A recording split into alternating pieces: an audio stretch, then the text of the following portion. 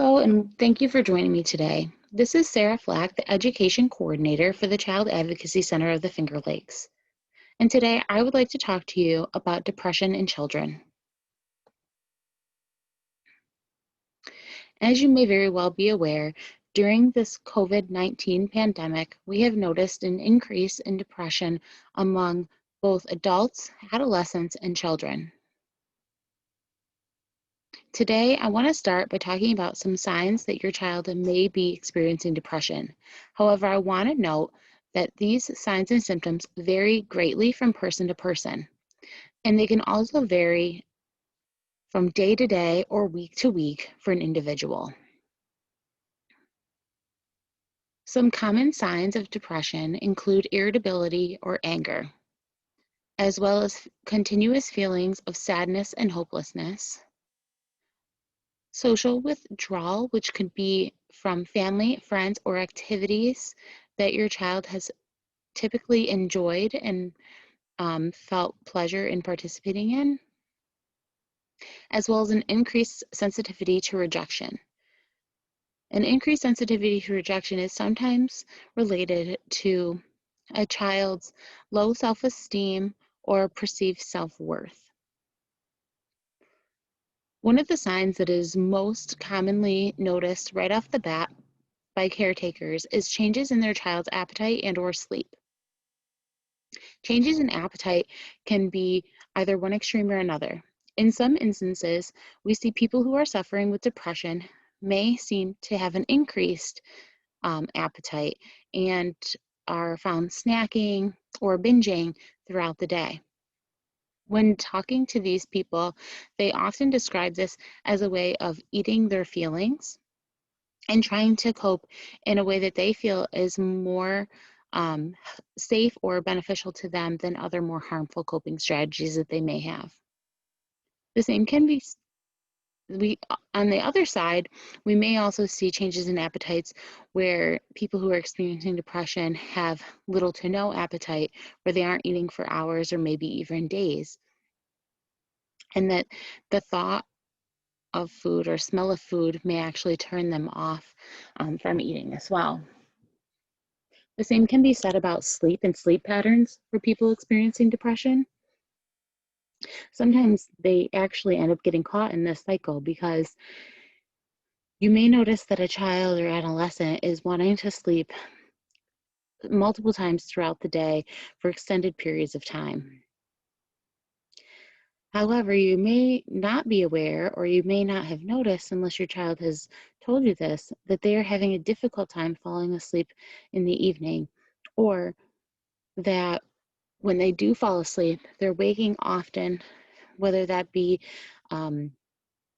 due to nightmares or bad dreams, just being physically uncomfortable, or whatever that may be. But what's happening is when they're waking up in the morning, they aren't finding that they feel rested and refreshed, which may then lead them to napping during the day, and again, having difficulty falling asleep at night.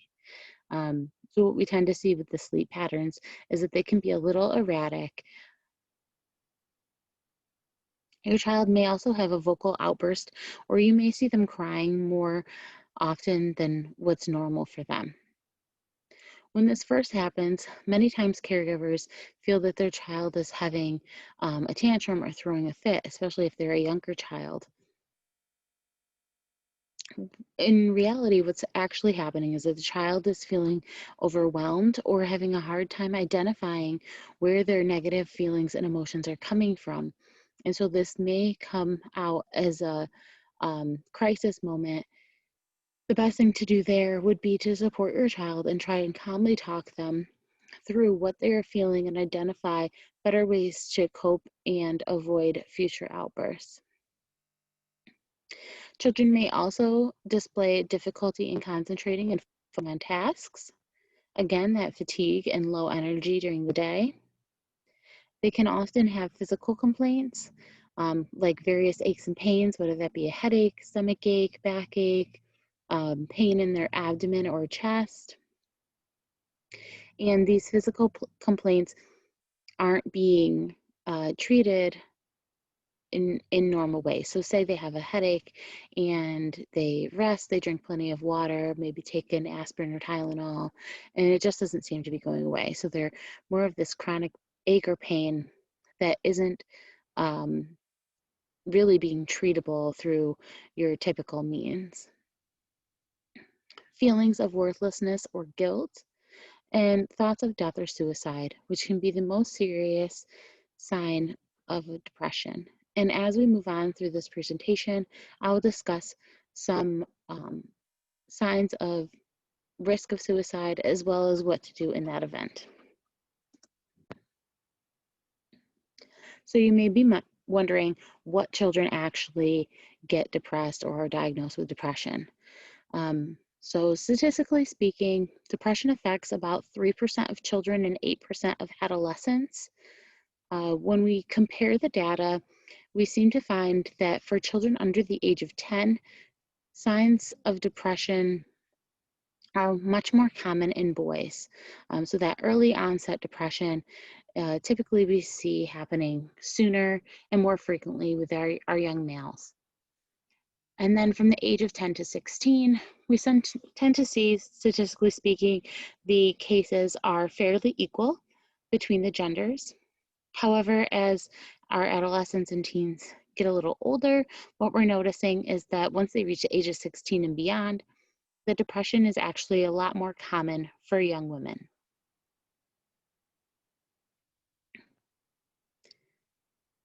Depression can be caused by a wide variety of things. Some of those things include physical health.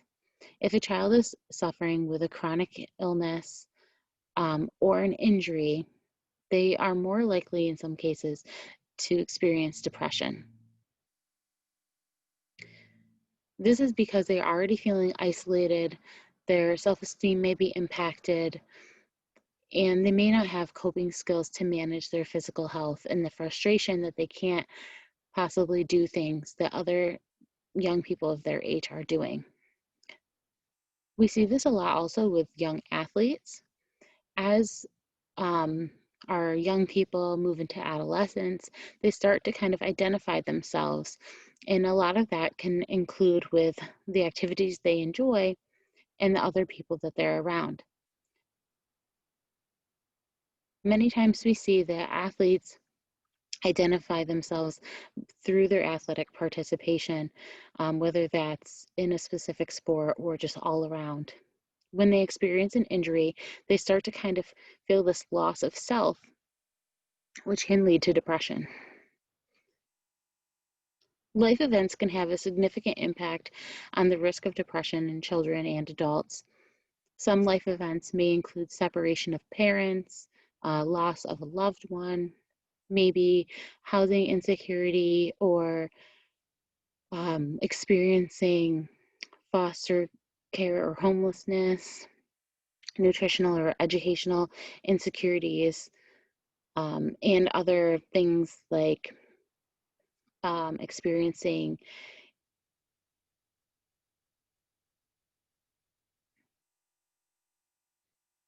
a tragedy or natural disaster. Family history does play a part in depression risk for children as well. What we are finding is that children whose family members, specifically parents, and have displayed depression or experienced and struggled with depression themselves are more likely to experience depression, as well as experience depression, or their caretakers will notice signs earlier on. So that might be with our kiddos under the age of 10. Our physical environment also plays a part in our depression. So what does your environment look like? Um, are there schools? Are there playgrounds? Is there fresh air, clean water, things like that where you're living? Genetic vulnerability and biochemical disturbances can be tied to family history, but they may be unique to a child as well. Chemical disturbances can sometimes be treated with medication.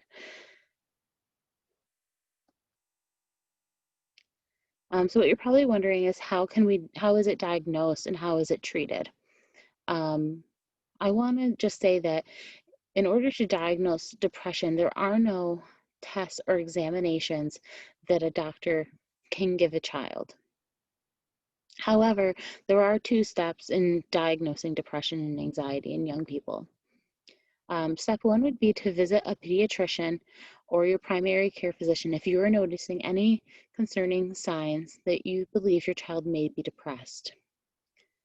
What that pediatrician is going to do is they're going to rule out any physical cause. So, say your child is having a hard time sleeping, maybe a loss of appetite, and is complaining of aches and pains. This could be a sign of a medical situation. Perhaps they have a digestive issue, or they have experienced trauma to their abdomen. So the pediatrician wants to rule out any physical cause before moving on to a mental health concern. If the pediatrician is able to rule out physical causes, then most likely what they're going to want to do is to have you consult with a professional. Your pediatrician or primary care physician will be able to refer you to a local or connected social worker or mental health professional who will provide you with a consultation. It's important to remember that during either one of these visits, whether it's with a medical doctor or a mental health professional, that it is very common for them to speak directly to your child without you present. This is just a way for them to get a better understanding of the child, what they're suffering, and what they believe that their concerns are. Again, the mental health professional will not be able to diagnose depression based on examination, but they do often use tools to help them identify the degree or level of anxiety and depression your child may be experiencing. Typically, these are in the form of a questionnaire where your child would rank their response on a scale of 1 to 4 or 5. Once they complete this self-assessment,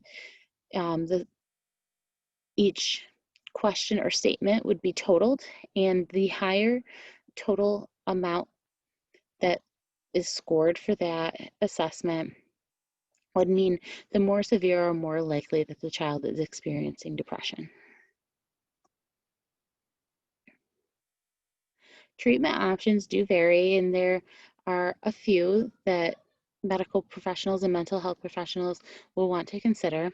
The first of which would be psychotherapy or counseling with a mental health professional.